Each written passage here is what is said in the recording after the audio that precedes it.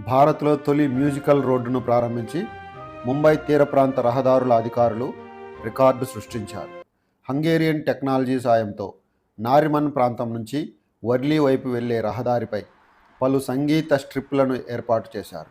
దీంతో ఈ రోడ్డుపై దాదాపు 500 మీటర్ల మేర వాహనదారులకు స్లమ్ డాగ్ మిలీనియర్ సినిమాలోని జయహో పాట వినిపించనుంది.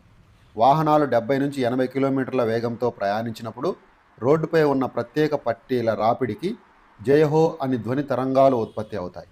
ప్రజల్లో దేశభక్తి భావాన్ని మరింత పెంచేందుకు ఈ విధంగా డిజైన్ చేసినట్లు ప్రాజెక్ట్ అధికారులు తెలిపారు. బృహన్ ముంబై మున్సిపల్ కార్పొరేషన్ చేపట్టిన ఈ ప్రాజెక్టుకు 6.21 కోట్ల వ్యయమైంది. ముంబై కోస్టల్ రోడ్ క్యారిడార్ ప్రాజెక్టులో భాగంగా నిర్మించిన ఈ రహదారి దేశంలోనే మొదటి మ్యూజికల్ రోడ్డుగా నిలవనుంది. ఇటువంటి రహదారులు హంగరీ, జపాన్, దక్షిణ కొరియా, యునైటెడ్ అరబ్ ఎమిరేట్స్లో ఉన్నాయి. ముంబైలో మహారాష్ట్ర ముఖ్యమంత్రి దేవేంద్ర ఫడ్నవీస్ దీనిని ప్రారంభించారు.